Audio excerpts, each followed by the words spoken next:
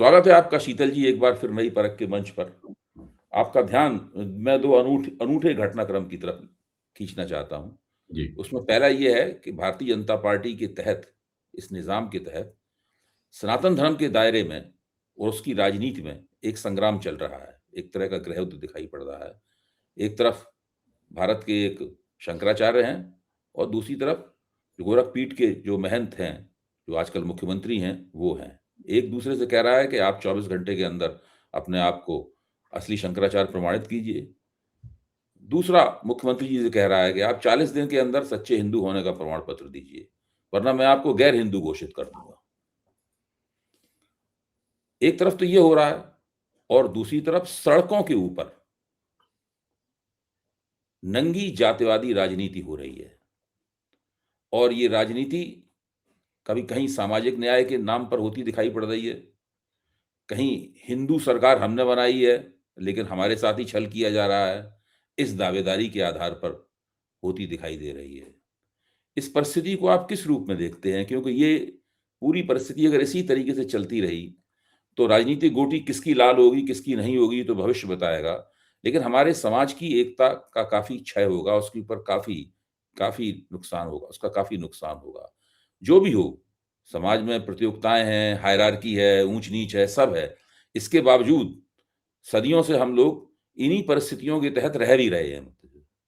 तो वो सब बिगड़ जाएगा पूरी तरीके से। इस वक़्त इस मुकाम तक धीरे-धीरे कर बात आ गई है। देखिए, जैसे मैं इसको देख पा रहा हूँ, जी। ये जो पीठ है जिसके शंकराचार्य इस समय अभी मुक्तेश्वरानंद जी हैं, हुँ। इस पीठ का इनके पहले जो अभी 1 आध साल पहले ही जो पूर्व शंकराचार्य जी थे, निश्चलानंद सरस्वती या क्या उनका नाम था? रूपानंद सरस्वती। स्वरूपानंद सरस्वती। हुँ, हुँ। वो जो थे उनका भी आरएसएस से बहुत से मुद्दों पर उनके भी पूरे जीवन काल में एक आमना-सामना रहा है। और आरएसएस की ओर से जो लोग बैटिंग करते हैं सार्वजनिक प्लेटफ़ॉर्म्स पर, वो उनको कांग्रेसी शंकराचार्य कहा करते थे। अभी मुक्तेश्वरानंद जी उनके समय में भी काफ़ी मुखर थे अपनी बातों को लेके, और जब वो उस पीठ पे वो हैं, तो और मुखर हैं।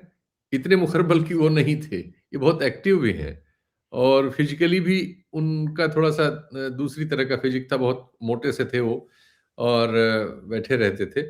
ये थोड़े-से उस लिहाज से हल्के-फुल्के हैं और सक्रिय नज़र आते हैं ज़्यादातर तुलनात्मक रूप में। हुँ। तो हम इनको इस रूप में देखते हैं।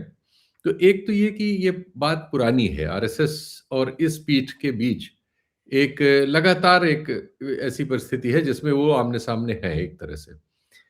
ये जो घटना हुई है उत्तर प्रदेश में, ये उस समय हुई जब उत्तर प्रदेश में राज सत्ता जो राज्य की है, उस पर जो कब्जे की लड़ाई हो मतलब शुरू है, इस समय काफ़ी गर्म है, 2 सवर्ण जातियों में, राजपूत और ब्राह्मण में।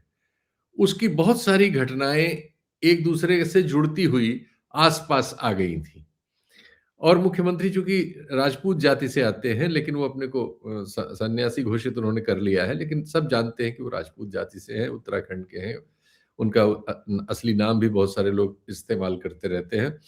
उनके परिवार जो वहाँ के हैं, उसके सबके बारे में खबरें आती रहती हैं, मतलब ये सबको सर्वविदित है।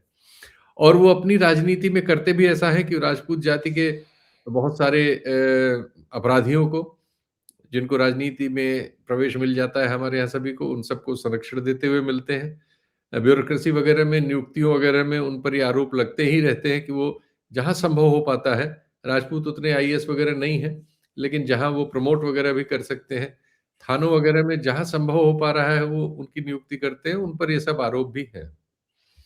एक ये उत्तर प्रदेश में ये विवाद है। दूसरी ओर जो वो एक ब्रॉडर हिंदुत्व की राजनीति है, जिसमें सभी जातियों के समावेश करके उनको मुसलमानों के खिलाफ वेपनाइज़ किया गया है और उसके ज़रिए उनको असेंबल एक बाड़े में किया गया है। आरएसएस की एक ब्रॉडर जो राजनीति है, जो उसका जो तामझाम है, उसमें योगी जी की एक दूसरी भूमिका है। उसमें योगी जी बहुत लोकप्रिय हैं। वो इसलिए लोकप्रिय हैं कि वो मुसलमानों के विरुद्ध बहुत उग्र बात करने और उग्र कार्रवाइयां करने के लिए उन्होंने अपने व्यक्तित्व का विकास किया है और इसका प्रचार भी किया है, इसको शर्माते नहीं और वो इन चीजों को ले आते हैं। तो वो उस ब्रॉडर उसमें उनकी एक अलग तरह की स्वीकृति है।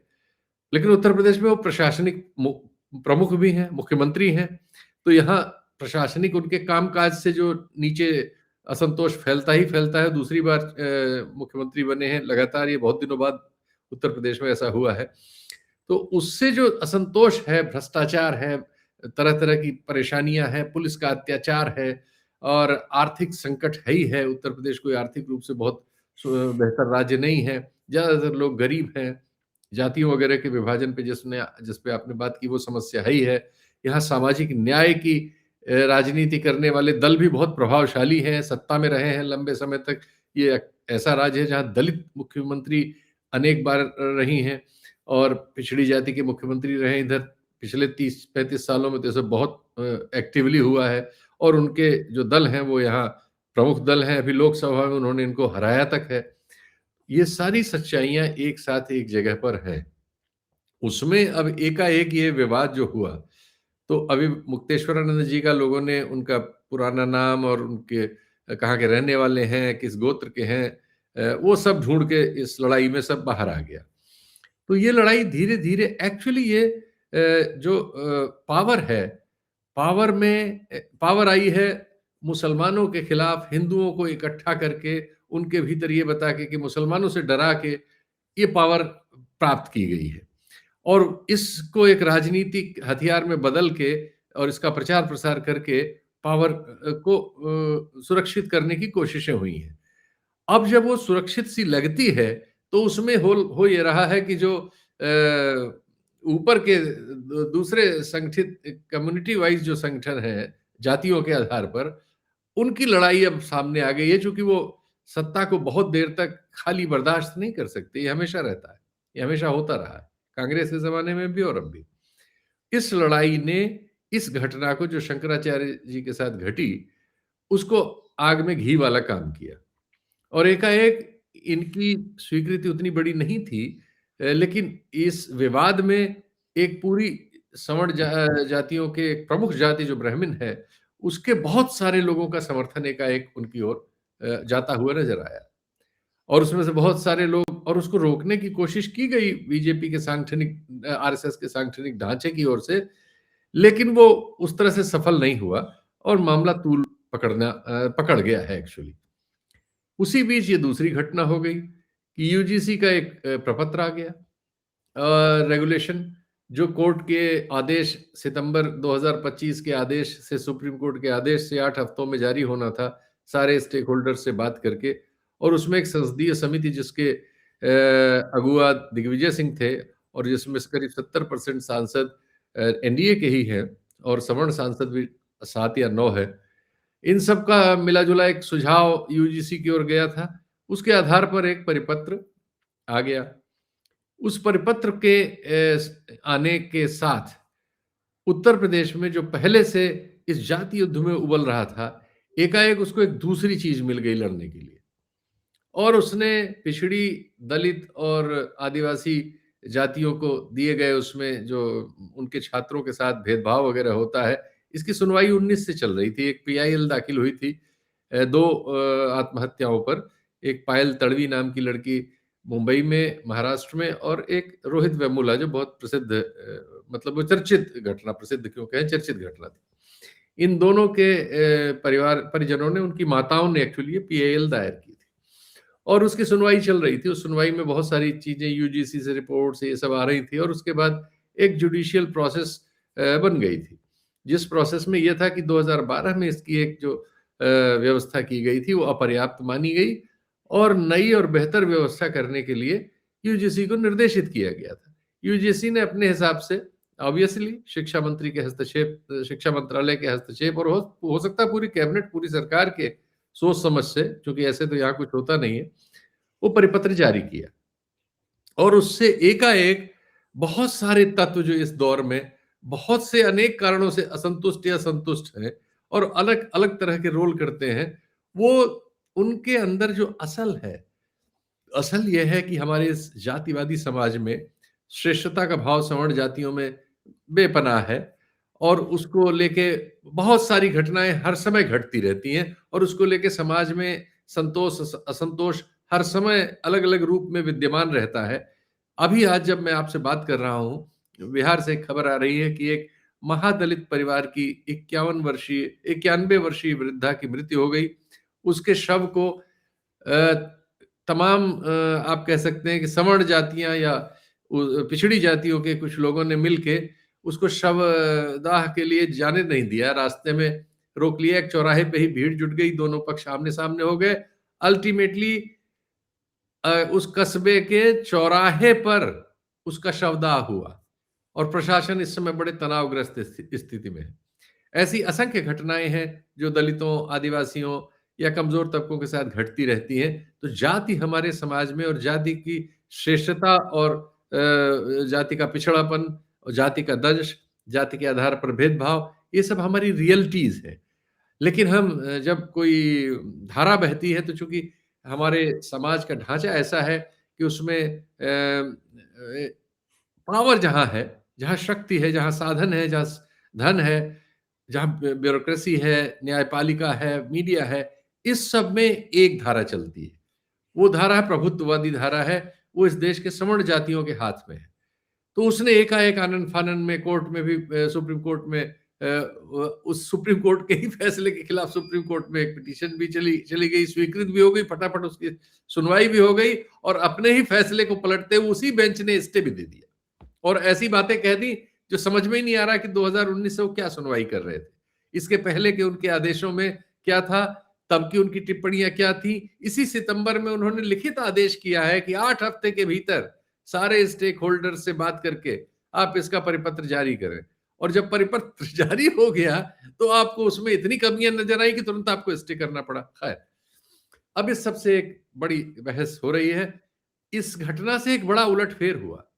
इस घटना से यह हुआ कि योगी जी के खिलाफ जो बंदूक उत्तर प्रदेश में पैदा हुई थी, वो बंदूक इस सवर्ण वर्सेज पिछड़ी और दलित जातियों की लड़ाई में वो धूमिल हो गई, और योगी जी के सोशल मीडिया अकाउंट्स में 2 मिलियन की बढ़ोतरी हो गई, क्योंकि इस प्रसंग में लोगों ने मोदी जी पर हमला किया। उनको उनकी जाति का जो भ्रंश है, पता नहीं वो उनकी सही जाति है कि नहीं, लेकिन उनको तेली कह के, जो हमारे समाज में एक तरह से आप कहें ये भी एक स्लर है। हाँ, मोदी जी की जाति असल में मोद घाची है। हाँ, गुजरात में अगर देखा जाए तो मैं मोदी भी जी की मैं भी यही जाति जानना तकनीकी रूप मैं से, भी यही जानना जो कि पिछड़ा वर्ग आयोग में दर्ज है, मतलब जी, है, जी, वो जी। मोद घाची है, उसीलिए वो मोदी कहलाते हैं। वरना उत्तर प्रदेश में और मारवाड़ में मोदी तो मारवाड़ी सेठ होते हैं, मतलब। लेकिन उत्तर प्रदेश और बिहार में उनको तेली कह के बार-बार, ये एक तरह से लांछन है। देखिए, हमारे हाँ। यहाँ जो पिछड़ी और दलित जातियों के की संज्ञाएँ हैं, वो लांछन की तरह से हैं। हुँ। दलितों के लिए जो शब्द इस्तेमाल होता है, मैं उसका प्रयोग नहीं करूँगा, लेकिन हम आप सब जानते हैं।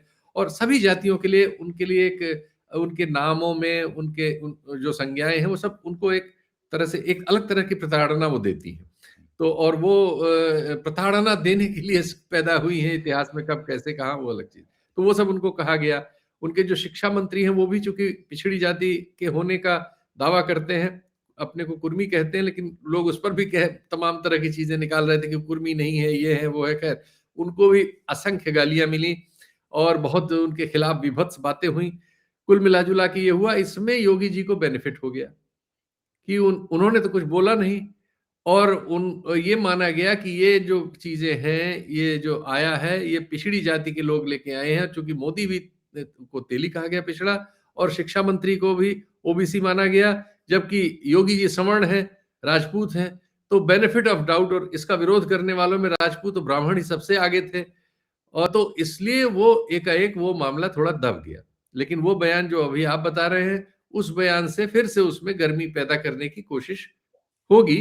लेकिन फिलहाल की स्थिति ये है कि ज्यादा उग्र मामला ये यूजीसी वाला हो चुका है, क्योंकि अब बहुत जगहों पर, विभिन्न यूनिवर्सिटी सेंटर्स पर और विभिन्न ऐसे सेंटर्स पर जहां छात्र युवा परीक्षा की तैयारियां वगैरह करते हैं, वहां पिछड़ी जातियों और दलित जातियों के विद्यार्थी भी प्रदर्शन कर रहे हैं, जहां जहां हो रहा है।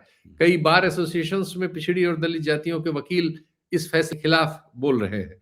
हालांकि उसको मीडिया में कवरेज नहीं मिल रहा है। मीडिया में सवर्णों के आंदोलन को बेशुमार कवरेज मिला और ऐसा लगा कि बहुत हाहाकारी स्थिति है, जबकि ये सिर्फ उत्तर प्रदेश बिहार तक सीमित था और बहुत थोड़े हिस्सों में राजस्थान में और कुछ हिस्सों में मध्य प्रदेश में तक ही सीमित था। पूरे दक्षिण भारत में ये कहीं कुछ नहीं था, पूर्वोत्तर भारत में भी नहीं था, बंगाल में भी नहीं था, हमारे पंजाब में नहीं था, जम्मू कश्मीर में सवाल ही नहीं है।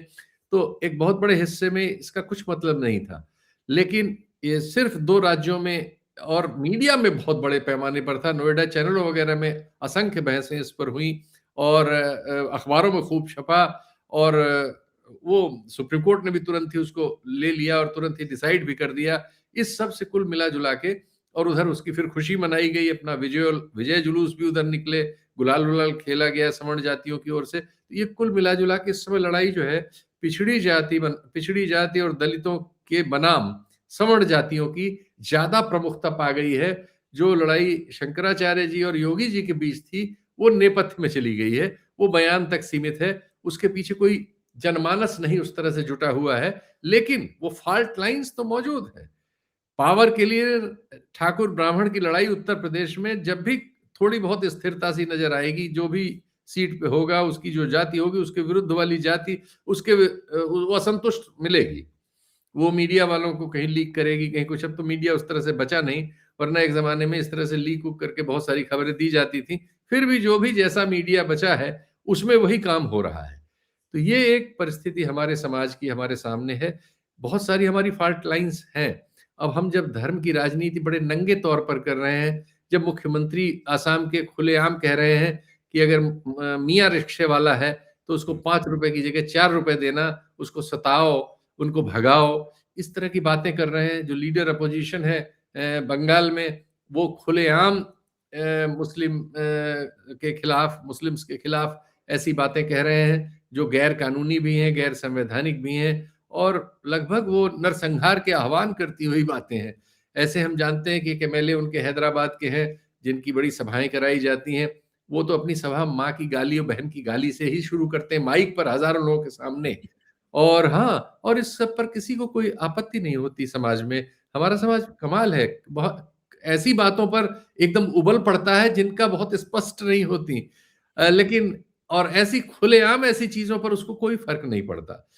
वो समाज कह रहा है कि हमारे यहाँ कोई भेदभाव नहीं है, जो प्रधानमंत्री को उनकी जाति के नाम पर गाली दे रहा है, जो शिक्षा मंत्री को उनकी जाति के नाम पर ये कह रहा है। एक वीडियो है एक सोशल मीडिया इन्फ्लुएंसर का जो बहुत पॉपुलर हुआ और उसी ने उत्तर प्रदेश बिहार में भड़काया। वो भूमिहार जाति के हैं इन्फ्लुएंसर महोदय। वो शिक्षा मंत्री के कपड़े उतार कर नंगा करके कह रहे हैं कि प्रधानमंत्री तुम जूते में हील वाला जूता पहन के उसके मतलब पृष्ठभाग पे मारो और मैंने खून ये देखा है। हाँ, ताकि उसपे यू बन जाए, क्यों प्रधानमंत्री को इस सवाल पे यू टर्न लेना पड़ेगा मुकदमा तक दर्ज और नहीं उसमें हुआ। से रक्त गिरे, वो कह रहे हैं। रक्त गिरा, उसका वीडियो बनाइए, जारी करिए, हुँ, ये डिमांड है और इसको हजारों लोगों ने लिया है। और उसके बाद ये कह रहे हैं कि हमारे यहाँ कोई गैर बराबरी नहीं है, हमारे तो संविधान में बराबरी है, कहाँ जाति है, हम ही उत्पीड़ित हैं। हुँ, जो उत्पीड़क हैं वो कह रहे हैं हम ही उत्पीड़ित हैं, हमारे ऊपर हो जाएगा। तो जो वो मतलब फ्यूचर टेंस में चीजों को करेक्शन चाहते हैं, जो प्रेजेंट है उसको ठीक करने में उनकी कोई रुचि नहीं, वो प्रेजेंट में और सत्यानाश कर रहे हैं, गालियां दे रहे हैं प्रधानमंत्री समेत को।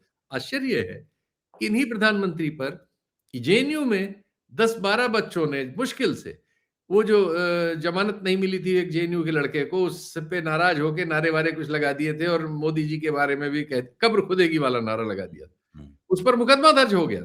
उस हुँ, पर प्रशासन ने, विश्वविद्यालय प्रशासन ने लिख के पुलिस से शिकायत की थी उन बच्चों की, नाम वाम देके।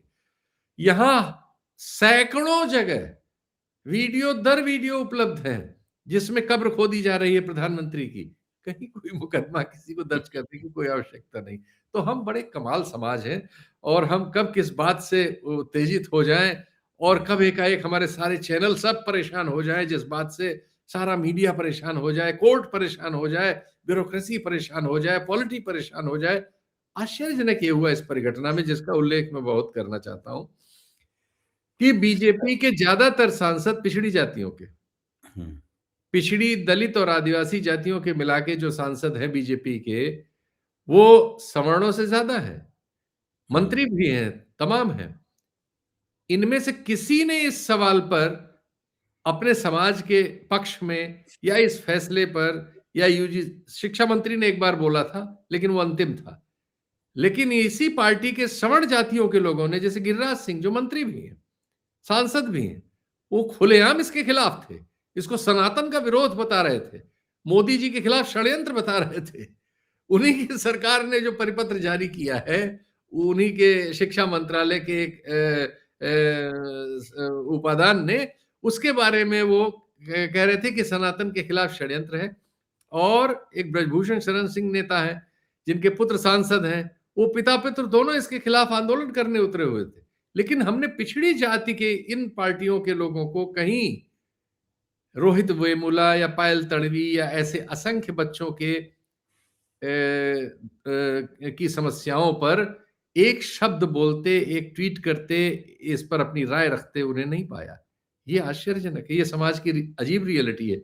और तो और पिछड़ों और दलितों और पीडीए वगैरह की राजनीति करने वाले लोग, मायावती जी ने तो सुप्रीम कोर्ट के फैसले का पहले विरोध किया था और फिर समर्थन कर दिया। जब सुप्रीम कोर्ट का स्टे आ गया तो उनका समर्थन का ट्वीट आ गया। आश्चर्यजनक, मैं तो चकित हूं। इतने लोग हैं ये सब, इनकी कोई भूमिका ही नहीं थी। लालू यादव की पार्टी की 2 वो महिला प्रवक्ताएं हैं, वही चैनलों पर बेचारी जगह जगह अकेले योद्धा बन के थी और उनको बहुत अपमानित हर जगह किया जा रहा था। एक चैनल अर्चना पे, यादव और प्रियंका भारती। हाँ हाँ, एक चैनल पे तो उनको डांट के हटा दिया गया कि इनको हटाओ, इनको ये करो, इस तरह से। तो ये एक परिस्थिति हमारे समक्ष है, जो जिसमें बहुत सारी फॉल्ट लाइंस हैं। और इन फॉल्ट लाइंस में ये जो धर्म की राजनीति है, ये कई बार लगती है कि फंस गई है, और कई बार लगती है कि ये कहीं इन्हीं का तो बनाया हुआ है सब, प्रपंच नहीं है। वो तो नहीं है। दोनों पक्ष जो है, दोनों पक्षों में एक पक्ष की स्वीकृति सवर्णों में गिरिराज सिंह, योगी आदित्यनाथ और अन्य सवर्ण नेताओं की उपस्थिति सवर्णों में खूब हो जाए, सवर्ण उस तरह से साथ रहें, और पिछड़ी जातियों में प्रधानमंत्री, उनके शिक्षा मंत्री और अन्य उस तरह के मंत्रियों की पिछड़ी जाति में हो जाएगी, देखिए हम तो कर रहे थे। जबकि कोर्ट में क्या किया इस सरकार ने, ये सरकार जिसने वो निकाली थी राजाज्ञा, उसने कोर्ट में इसको डिफेंड ही नहीं किया। हमारे सॉलिसिटर जनरल ने कोर्ट में इसको डिफेंड ही नहीं किया अपने आदेश को, वो चुप रहे, और कोर्ट को उन्होंने अपने मन का फैसला करने, अपनी टिप्पणियां करने के लिए आजाद छोड़ दिया। जो जी। पिटिशनर थे वो बेचारे ये मांग करते रहे कि हमें सुने बिना आप फैसला न करिए, लेकिन कोर्ट ने बुलडोज करके उनको फैसला भी कर दिया। तो जी। हम एक कमाल की स्थिति में है, जिसमें हमारी फॉल्ट लाइंस अपने आप इश्यूज पैदा कर रही हैं, लेकिन अभी जो पॉलिटी है वो दोनों तरफ से फायदा उठाने की स्थिति में है। और डर के मारे अखिलेश यादव ने गोल बयान दिया कि जिससे न उन्हें सवर्ण विरोधी समझा जाए, न पिछड़ा विरोधी समझा जाए। मायावती ने तो मैंने बताया आपको कि उल्टा बयान दे दिया। और कांग्रेस ने डर के मारे अपने को चुप रखा। दिग्विजय सिंह अपनी सफाई देते रहे, क्योंकि उस कमेटी के वो चीफ थे। वो सब लोग अपना अपना बचत वाला एक डिफेंस बयान देते रहे। कुल मिला के इस सवाल पर वो जो 2 माताएं, जो 2 ऐसे बच्चों की माताएं जिनके बच्चे अब दुनिया में नहीं हैं, इस भेदभाव के शिकार हुए, और जो पिटिशनर थी, उनको सुनने वाला हमें कोई नजर नहीं आया। तो आपने जो विस्तृत एक हकीकत भरा चित्र खींचा, उसमें मुझे 2 बातें ऐसी नजर आई जिन्हें हम, ये गाली गलौज और जो भी फॉल्ट लाइन है, इनको थोड़ा सा अगर हम अलग हटा दें, तो 2 मुख्य बातें नजर आती हैं मुझे, जो मैं आपके सामने सार संकलन के तौर पर पेश करना चाहता हूं, ताकि उस पर आपकी टिप्पणी दे सकें। जी। पहली बात तो ये है कि सवर्णों की तरफ, सवर्ण कहते हैं जनरल कैटेगरी, मैं जनरल कैटेगरी कहना ज्यादा पसंद करता हूं, तो उसके अंदर ब्राह्मण, बनिया, ठाकुर के अलावा भी बहुत सारी जातियां शामिल हैं। कायस्थ हैं, अन्य भी हाँ, हैं। कायस्थ हैं, भूमिहार हैं, उसके अंदर पटेल बहुत हैं, बहुत उसके से अंदर जी, बहुत कम्मा से हैं, उसके अंदर रेड्डी हैं, उसके अंदर जाट हैं बहुत बड़े पैमाने पर, गुर्जर हैं, ये सब लोग हैं, मतलब हैं। तो वो ये जनरल कैटेगरी के लोगों का तर्क ये है, उनके नेताओं का या उनके बुद्धिजीवियों का, जो गाली गलौज नहीं करते हैं, लेकिन गंभीरतापूर्वक अपनी बात रखते हैं, उनकी बात भी है इनकी विषय में कहीं मौजूद। उनका तर्क ये है कि देखिए, हमारी संख्या कम ज़रूर है, हमारी संख्या दलित, आदिवासी और पिछड़ी जातियों के मुकाबले कम अवश्य है, लेकिन हमारी संख्या इतनी है कि वो बैलेंसिंग पावर बन सके। जैसे कि मान लीजिए दलित निर्वाचन क्षेत्र है, एक सुरक्षित निर्वाचन क्षेत्र है, वहां पर सभी दलित उम्मीदवार खड़े होंगे, किसी को टिकट मिल ही नहीं सकता है। जी। तो दलित उम्मीदवार, दलितों के वोट जो हैं वो उन लोगों के बीच में बँट जाएंगे और निष्प्रभावी हो जाएंगे मोटे तौर पर। तब ये जो ऊंची जातियों के वोटर हैं, ये जिधर वोट देंगे वो जीतेगा। इसीलिए बड़े पैमाने पर भारतीय जनता पार्टी सुरक्षित निर्वाचन क्षेत्रों में चुनाव जीतती है। तो इन लोगों का दावा यह है कि भाजपा जो चुनाव जीतती है सुरक्षित निर्वाचन क्षेत्रों में, जिसकी वजह से भाजपा की सीटें काफी बढ़ जाती हैं, वो हमारी वजह से जीतती है। जहां पे ओबीसी वोटर हैं बहुत ज्यादा, लेकिन तो ओबीसी उम्मीदवार खड़े होते हैं, तो वो भी एक दूसरे को कैंसिल आउट करते हैं। तो उसमें जो ऊंची जातियां भाजपा को वोट दे देती हैं, तो उससे भाजपा को बढ़तरी हासिल हो जाती है उसके अंदर, या जीतने की संभावना उससे बढ़ जाती है। तो वो कह रहे हैं कि हम आपके कोर वोटर हैं। जिस सरकार को आप हिंदू सरकार कहते हैं, वो हिंदू सरकार इसलिए है क्योंकि हमने बनाई है, आप वोट देके आपको। तो हम आपके कोर वोटर हैं और आपको हमारे हितों का विशेष ध्यान रखना चाहिए। अगर आप हमारे हितों का ध्यान नहीं रखेंगे, तो ये ठीक नहीं होगा। मतलब उनका कहना है कि आप किसी पिछड़े को मुख्यमंत्री बना दें, किसी दलित को मुख्यमंत्री बना दें, तो भाजपा दलितों को मुख्यमंत्री बनाती नहीं है, पिछड़ों को मुख्यमंत्री खूब बनाती है। पिछड़े को मुख्यमंत्री बना दें या कुछ और आप कर दें, ये ज्यादा महत्वपूर्ण बात नहीं है हम लोगों के लिए। महत्वपूर्ण बात हम लोगों के लिए ये है कि जो नौकरियों की दुनिया है, जो उच्च शिक्षा की दुनिया है, उसमें आप हमारे लिए जो अवसर हैं, उन अवसरों को आप कम ना होने दें। हमारी सुरक्षा की आप गारंटी करें। अवसरों की गारंटी करें और सुरक्षा की गारंटी करें। एक तो आपने ये काम नहीं किया। इस काम में आपने हमें धोखा दिया। पहला तर्क तो उनका ये है, और हम आपके कोर वोटर हैं। हमारी वजह से ही आप जीतते हैं चुनाव। ये कम संख्या ही एक तरफ झुक जाती है, उससे पलड़ा आपकी तरफ झुक जाता है। और ये तथ्यात्मक दृष्टि से उनका ये क्लेम सही लग रहा है मुझे। दूसरा उनका तर्क ये है, उन्होंने इतिहास के दृष्टांत भी दिए उन बुद्धिजीवियों ने उनके। एक दृष्टांत उन्होंने ये दिया है कि देखिए, जब आरक्षण विरोधी आंदोलन हुआ था, तो आपने देखा कि हमने कभी एससी एसटी के आरक्षण के खिलाफ आंदोलन नहीं किया, लेकिन जैसे ही आपने ओबीसी को आरक्षण दिया, वैसे ही हमने आंदोलन किया। बड़ा जबरदस्त आंदोलन किया, आग भी लगा ली अपने शरीर में, आत्मदाह भी कर लिया, और हमने जबरदस्त रूप से पूरे समाज को बदल दिया उस सवाल पर। सारे ऊंची जातियों के वोटर जो हैं भाजपा की गोदी में बैठ गए उस आंदोलन के चलते। इसी के साथ वो एक और दृष्टांत देते हैं कि जब सुप्रीम कोर्ट ने एससी एसटी जो सुरक्षा अधिनियम है उसको थोड़ा सा नरम किया, यानी अग्रिम जमानत वगैरह देने का प्रावधान उसमें कर दिया, तो फिर भाजपा सरकार ने संसद में उस नियम को बदल दिया, पलट दिया। तो इससे यही कोर वोटर नाराज हो गए और उन्होंने 3 प्रदेशों में भाजपा को दे पटका 2019 से पहले। एक साथ छत्तीसगढ़, राजस्थान और मध्य प्रदेश भाजपा के हाथ से निकल गए। वो हम ही ने तो आपको बताया था कि देखिए, हमसे अगर आप पंगा लेंगे तो ये हाल आपका होगा। तो वो कह रहे हैं कि, और इस बार फिर आपने देखिए, ओबीसी छात्रों को या ओबीसी को कभी भी वो सुरक्षा नहीं प्राप्त हुई थी कानून के जरिए जो कि एससी एसटी को प्राप्त है। चूंकि आपने ओबीसी को वही सुरक्षा दे दी जो एससी एसटी को प्राप्त है। हमने एससी एसटी के खिलाफ कभी आंदोलन नहीं किया, पहले भी नहीं किया था, लेकिन जैसे ही आप ओबीसी को उनके साथ जोड़ेंगे, वैसे ही हम इस तरह का आंदोलन कर सकते हैं जो हमने करके दिखाया है। और हम प्रधानमंत्री इनकी स्तुति करते हैं, उनको भद्दी भद्दी गालियां भी दे सकते हैं। मतलब ये जैसे कि योगी जी से उनके हिंदू होने का प्रमाण केवल शंकराचार्य मांग सकते हैं, इसी तरह जो विश्वगुरु नरेंद्र मोदी हैं, उनको भद्दी भद्दी गालियां देना केवल ब्राह्मण ठाकुरों के यहाँ ही संभव है। समाज का और कोई हिस्सा शायद इतनी भद्दी गालियां उन लोगों को न दे, चाहे कितना भी बड़ा विरोधी हो।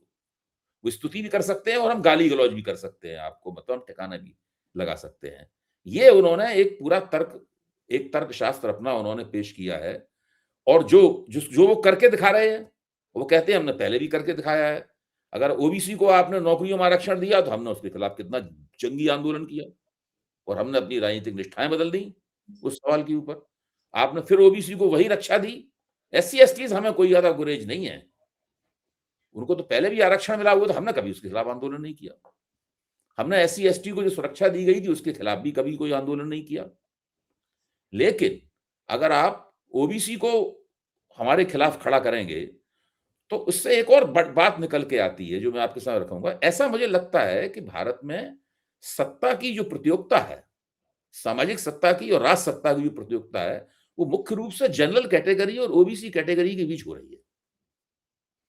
बाकी लोग केवल तमाशबीन हैं, वो किनारे बैठे हुए देख रहे हैं और उसी में अपना पक्ष समय-समय पर तय करते हैं, बदलते हैं। मुख्य तौर पर ये होड़ जो है, कम से कम अ, जब से 60 के दशक से जब से ओबीसी राजनीति का उभार हुआ है, तब से ओबीसी और जनरल कैटेगरी के बीच हो रही है। और ये भी एक तथ्य है कि ओबीसी को जब आरक्षण 27% मिला, उससे पहले ही उन्हें राजसत्ता की प्राप्ति हो गई थी या होने लगी थी। वो राजनीतिक प्रतियोगिता में आकर उन्होंने संख्या बल के दम पर, अपने गोलबंदी के दम पर, पहले डॉक्टर लोहिया के तहत, कभी-कभी जनसंघ के तहत उन्होंने सत्ता प्राप्त कर ली थी। तो राजनीतिक सत्ता प्राप्त करने के बाद उन्हें नौकरियों में आरक्षण और शिक्षा संस्थानों में आरक्षण प्राप्त हुआ है। जबकि जो एससी-एसटी हैं, उनको राजनीतिक सत्ता वैसे कभी भी नहीं प्राप्त हुई। सिवा कुछ पार्टियों के उपांग बनने के अलावा वो इसके ज़्यादा कुछ नहीं कर पाए। तो ये जो पूरा चित्र है इस वक़्त भारत की राजनीति का, जो एक आपने पेश किया और उसी में से कुछ उसका सार निकाल के मैंने आपके सामने पेश किया। इस पे आप कुछ अपनी राय दें? जी। देखिए, इस पे मेरी एक राय तो ये है कि जो आप ये कह रहे हैं कि वो सवर्ण लोगों के जो तर्क हैं, वो तो ठीक है, वो एक जनरल पार्लेंस के वो तर्क हैं। मैं ये समझता हूँ कि यदि मोदी जी या शाह जी न चाहते, तो या उनके मन में इसको ये कहे कोई ऐसी इच्छा होती कि वो इससे अपने को ये समझते कि उनका अपमान हो रहा है, उनका राजनीतिक नुकसान हो रहा है, या वो सब समझते जैसा समझना चाहिए नॉर्मल कोर्स में, तो मुझे नहीं लगता कि इनमें से कोई 1 घंटे बाद भी गाली दे पाता। हम इनकी सबकी सामर्थ्य जानते हैं और हमने विभिन्न आंदोलनों में देखा है, विभिन्न मुख्यमंत्रियों के ज़माने में कि अगर ये नहीं चाहते हैं तो आधा घंटा लगता है बस। इसमें से किसी में कोई दम नहीं है। ये झूठे लोग हैं। गालियाँ तो ये सबको हमेशा ही देते रहते हैं। गालियाँ ही देते हैं ये। पिछड़ों को देते हैं, दलितों को देते हैं, गरीबों को देते हैं, मुसलमानों को देते हैं, हमको आपको देते हैं, सबको गाली ही देते हैं ये। इनका यही, ये जो हमारा जो सवर्ण होने का जो कल्चर है, वो आतंक पर निर्भर है। वो डर पैदा करने पर ही निर्भर है। डर गाली-गलौज उसका एक मतलब टूल होता है। हिंसा, गाली-गलौज यही सब टूल होता है। लेकिन जब भी इसका प्रतिकार जहाँ होने लगता है, जहाँ हुआ है, वहाँ फिर ये छोड़ के भागते हैं। ये जो इस समय जिन सब लोगों ने ये सब किया है, ये बिहार से भागे थे लालू यादव के उदय के बाद, बिहार छोड़ के पूरा अपर कास्ट भागा वहाँ से। हुँ। और सारी यूनिवर्सिटियों में सब जगह वो खिल गया, दुनिया भर में फैल गए, वो सब सवर्ण है दक्षिण ज़्यादातर। भारत से भी पलायन कर चुका है। यस, जहाँ इस दक्षिण भारत से भी पलायन कर चुका है। आएगी, ओबीसी इसलिए इनके लिए चैलेंज है, एक उनका नंबर सबसे बड़ा है। वो लगभग देश की आधी आबादी है और अगर उनमें एक पॉलिटिकल कंसोलिडेशन होता है, तो निश्चित तौर पर उनको मुकाबला, और अगर उनके साथ चूँकि माइनॉरिटी एक ऑप्रेस्ड रहती है, उसको लेकर आरएसएस और सवर्ण जातियों के ऐसे उसको लेकर, तो वो मिलके तो वो बहुत फॉर्मिडेबल बन जाते हैं। तो इनकी तो ज़रूरत ये रहती है, ये सिर्फ़ इस पर नहीं जीत सकते कि ये सवर्ण है। हुँ। ये इस पर जीत सकते हैं कि ओबीसी विभाजित रहे। ये सिर्फ़ इस पर निर्भर है। ये सिर्फ़ इस पर बचे हुए हैं। और जहाँ ओबीसी में एकता हो जाती है, तो आपको 24 का उत्तर प्रदेश ओबीसी की एकता से था। सवर्ण नहीं कोई गया था इसको वोट देने, ना सवर्ण ने कोई वोट दिया है। उसको वोट ओबीसी ने यूनाइट होके ज़्यादा लोगों ने, सारों ने नहीं दिया है, वरना तो सूपड़ा साफ हो जाता। सही बात। 80 में से 5 सीट नहीं मिलती। हुँ। अभी वो पूरा फॉर्मिडेबल एकता उनकी नहीं हुई है। वो तो आधे ही हो जाती है तो इतना हो जाता है। हुँ। आधे के आस-पास भी हो जाए तो इतना हो जाता है। एक आध प्रमुख जातियाँ होती हैं, बाकी उसके नीचे। तो वो एक राजनैतिक चैलेंज है। इस जो ये निज़ाम हज़ारों सालों से जो प्रभुता जिसके हाथ में है और अभी इंस्टीट्यूशंस के ज़रिए उसके पास है। उनको मालूम था कि सुप्रीम कोर्ट से रेमेडी ले आएँगे। वो ले आए 2 मिनट में। इसलिए कि अभी सुप्रीम कोर्ट उन्हीं का है। अभी सुप्रीम कोर्ट पूरा सवर्ण है भाई। सुप्रीम कोर्ट में कोई ओबीसी नहीं, एक आध जज आते हैं। जस्टिस भुइयां ने इसके जो 2 फैसले हुए हैं, पहला फैसला जनवरी का, उसमें जस्टिस भुइयां थे और यही चीफ जस्टिस थे उसमें भी। लेकिन जस्टिस भुइयां का वो सामना नहीं कर सकते थे, जबकि जूनियर जज थे जस्टिस भुइयां उसमें। तो उन्होंने वो रास्ता अख्तियार किया था। बाद में उसी की वजह से उन्होंने सितंबर में ये ऑर्डर कर दिया था। लेकिन अब आंदोलन हो गया तो वो दोनों लोगों ने बैठ के, बागची साहब ने और उन्होंने, दोनों अपर कास्ट है, तो उन चीजों से प्रभावित है जो हमारे आपके चारों तरफ घटती हैं। तो अभी सिर्फ अपर कास्ट को ये सुविधा प्राप्त है कि इंस्टीट्यूशंस पर उसका कब्जा है और उस कब्जे को खोने के डर से वो इस तरह की किसी भी चीज के खिलाफ खड़ा हो जाता है और होता रहेगा अभी। लेकिन ये एक जीती हुई लड़ाई नहीं है, ये पड़ाव है। ये इस घटना का जो रिएक्शन है, मैं उसको ऑब्जर्व कर रहा हूं। पिछड़ी जातियों में और दलितों में, इनके नेताओं में वो सब कुछ नहीं है, उनके लोगों में, उनके युवाओं में भारी एकता की ओर बढ़त है। उनमें समझ है। उनके नेता नहीं बोले हैं, लेकिन उनके युवा सब बोल रहे हैं और सब एक धारा में जा रहे हैं। ये जो परिस्थिति है, ये भविष्य के लिए बड़ी चुनौती प्रस्तुत करेगी, जो एक अफर्मेटिव चुनौती है। मुझे लगता है समाज में बड़े हिस्सों को प्रतिनिधित्व उस चीजों में होना चाहिए। ये कोई एहसान नहीं है, ये जरूरी चीज है। ये इस तरह की चीज जैसी चल रही है इस देश में, ये गलत है कि पूरा सुप्रीम कोर्ट सिर्फ 15% जातियों के हाथ में हो, पूरा प्रेस जो है 10% 15% के हाथ में हो और मनमानी अपनी एक तरफा करे। ये कोई ठीक थोड़ी चीज है, ये तो गलत है ही है। लेकिन अब इस गलत को साबित करने का जो काम है लोकतंत्र में, वो आपको राजनीति के जरिए करना होता है। अभी इसकी जो राजनीति है उसमें बहुत सारी कमजोरियां हैं, बहुत सारे उसके व्यतिक्रम हैं, जिसकी वजह से वो असफल हैं। लेकिन उनमें सफलता होने के लिए उनके पास संख्या है और समझ पैदा धीरे तो धीरे। आपको क्या लगता है शीतल जी, अगर जी, ये सुप्रीम कोर्ट जो मार्च में सुनेगा, तो उसने पहले ही सरकार को निर्देश दे दिया है कि आप प्रतिष्ठित लोगों की एक कमेटी बनाइए ताकि वो इस नियमावली को रिड्राफ्ट करे और उसको रिड्राफ्ट शक्ल में हमारे सामने पेश करे। तब जी, इसको वहाँ पर लागू तय करेंगे कि लागू किया जाए कि न किया जाए, जो भी करे सुप्रीम कोर्ट। तो अगर ये ऐसी नियमावली नहीं आई, जैसी कि ये अभी मौजूद है, या तो इसमें ब्राह्मण ठाकुरों के दबाव के कारण बड़े संशोधन कर दिए गए, हुँ, या इसको बदल दिया गया पूरी तरीके से, हैं? इस तरह की नियमावली जारी की गई, तो क्या एससी, एसटी और ओबीसी जातियों की तरफ से कोई आंदोलन छेड़ा जाएगा इसको दोबारा रीइन्फोर्स करने के लिए? नहीं, उनका आंदोलन चल रहा है। उनके आंदोलन, इस आंदोलन को कहीं किसी जगह भी एक डंडा भी नहीं मारा गया। हुँ, लेकिन वो आंदोलन करेंगे तो उनको गोली मारी जाएगी। हुँ, 2018 में जब सुप्रीम कोर्ट ने एससी एसटी एक्ट वाले पे डाइल्यूजन कर दिया था, हुँ, तो 27 लोग मारे गए थे। हुँ, मालूम है आपको ना? हुँ, पूरे दलितों ने सिर्फ आंदोलन किया था वो। हुँ, मध्य प्रदेश में ही शायद 9 या 13 लोग मारे गए थे। हुँ, तो वो बड़ी लड़ाई उनको लड़नी पड़ती है। कोई भी जो उस हिस्से से आएगा, उसको ये प्रशासन और ये सिस्टम ऐसे ये सब नहीं करने देगा। वो गाली देंगे तो उन पे एफआईआर हो जाएगी, जेएनयू के बच्चों की तरह। वो तुरंत बंद कर दिए जाएंगे। तो वो भी ये बात जानते हैं और ये भी जानते हैं कि इस आंदोलन को प्रश्रय दिया गया था। इसने बहुत सारी चीजों को सॉल्व कर दिया है सिस्टम के लिए। इकोनॉमिक्स पर और चीजों पर, रुपए टूटने पर, सब चीजों की बातचीत गर्त में चली गई। और इस बात का जो आँच है, ये अभी कई महीनों चलेगी। जैसा आपने कहा कि मार्च में आएगा, तो फिर इस पर एक बहस होगी कि वो डाइल्यूटेड है, उसमें ये नहीं है, उसमें वो नहीं है। दोनों पक्ष अपनी-अपनी बातें करेंगे। कुल मिला-जुला के इसमें टाइम आउट कर लिया गया है। लेकिन ये सब चीज़ें एक बड़ी भट्टी को धीरे-धीरे सुलगा रही हैं। वो है विभाजन। और ज़्यादातर लोगों को ये विश्वास होते जाना कि इस दौर में मीडिया, कोर्ट्स, इंस्टीट्यूशंस, सरकार, पुलिस, प्रशासन सब अपर कास्ट का है। और ये बहुत खराब चीज़ है। बस मैं यही कहना चाहता हूँ। बहुत-बहुत धन्यवाद शीतल जी। हम लोगों ने काफ़ी विचारोत्तेजक चर्चा की और जो गुत्थी है, उस गुत्थी को सुलझाने का प्रयास किया, जी, क्योंकि जो समाज है, वो हमारे सामने एक कैलियोडोस्कोप की तरह, एक रंग-बिरंगे चित्र की तरह फैला हुआ है। जी, इसमें कभी-कभी अब परंपरा के मुताबिक कुछ चित्र हमेशा से ही प्रभुत्वशाली रहे हैं, उस उनके प्रभुत्वशाली रंगों को चुनौती मिल रही है जी। और उस चुनौती को काटने के लिए तरह-तरह के प्रपंच रचे जा रहे हैं। और आपका मानना ये है कि ये जो हो रहा है, ये भी एक तरह का प्रपंच है और एक तरह का तिलिस्म है जी, जिसको कैसे तोड़ा जाए, अभी तो समस्या ये है कि इसको कैसे ठीक से समझा जाए, यही एक बड़ी चुनौती है।